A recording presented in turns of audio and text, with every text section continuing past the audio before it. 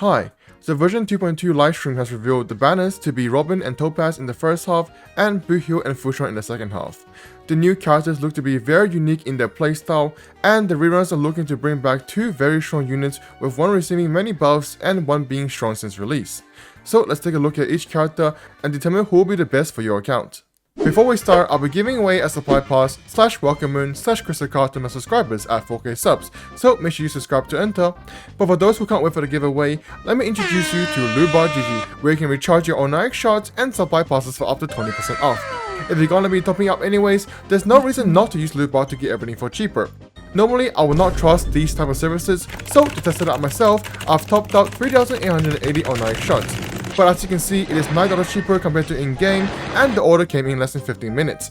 It's all safe and secure as it only requires your UID and region. New users can also get an additional discount, so what are you waiting for? Go check it out now, link in the description. Starting off in the first phase with the brand new singing idol Robin. She's a physical unit following the path of harmony. If you don't know what she does, I have a guide link in the description, but in a nutshell, Robin is a buffer focused on buffing the whole team and units that attack a lot, like follow-up attackers. She's an insanely strong buffer that could even rival or outperform Ron-Mei, especially in dual DPS teams. Robin's ultimate also has the unique property of dealing a good amount of additional damage per attack and ally launches, while also granting a turn to all other allies when she casts her ultimate. In combination with an insane team-wide attack and damage buffs, Robin is looking to be a prime upgrade in certain teams like the Doctor Ratio, Topaz, and Adventuring team. However, such a unique ultimate will come at the cost of inconvenience of playing her if not being used in the optimal team. Robin's ultimate removes her turn entirely, so she cannot use basic attack to gain energy and skill points. This means that she is not the most comfortable character to play, and the longer the fight goes, the more she becomes harder to play. So without that being said, who should prefer Robin? Well, the obvious answer is that if you do not have Ron-Mei and are looking to buff double DPS comps like Ratio Topaz, Genu Blade, or even Kafka Black Swan, she will be very valuable to your account. But overall, she just has great synergy with follow-up attacks, so for those that are building or are looking to build a follow-up attack team, she will be great for the present and in the future. However, if you already have Ron-Mei or not particularly looking to build and use follow-up attack teams, Robin may not be looking too shiny for your account.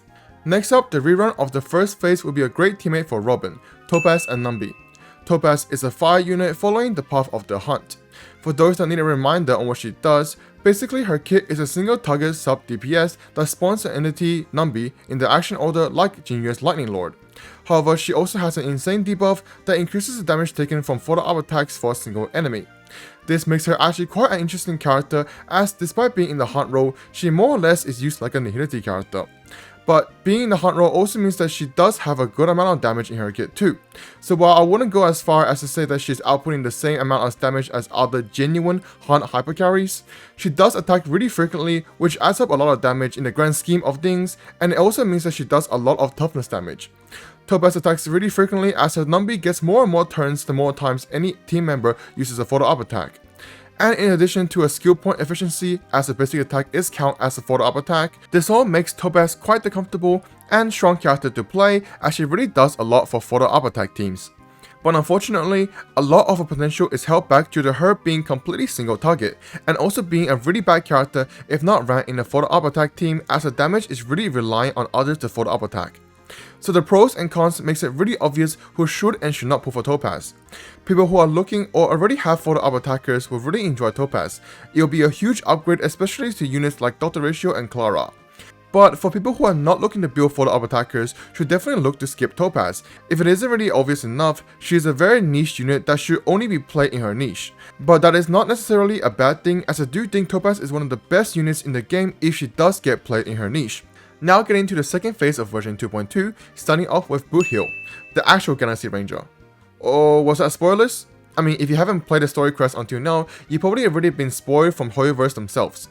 But back on topic, Boothill is a physical unit also following the path of the hunt. If you don't know his kit, essentially he's a single target DPS focused on breaking the enemy's toughness and utilizing break effect to do massive damage. He is an incredibly strong single target carry that looks to use a stat that was once laughed at to completely obliterate bosses.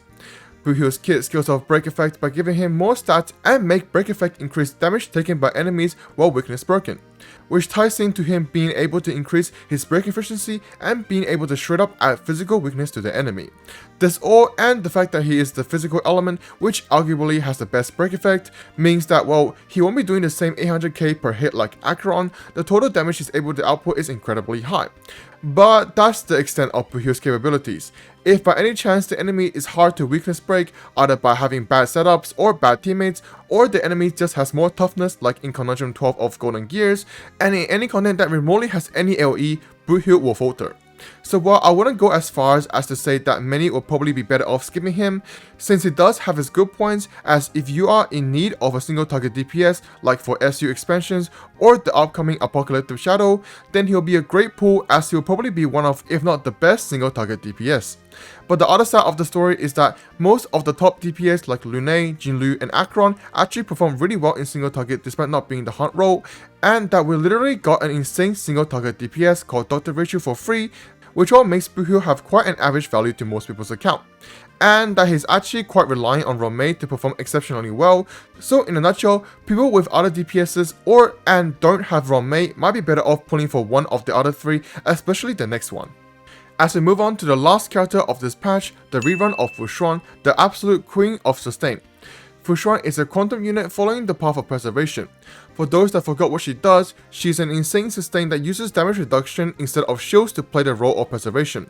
In addition to that, she also brings crit rate, and if you have a signature light cone, also brings damage buffs to your team. Despite Aventuring's release, she's no doubt still the best sustain, especially in single target content.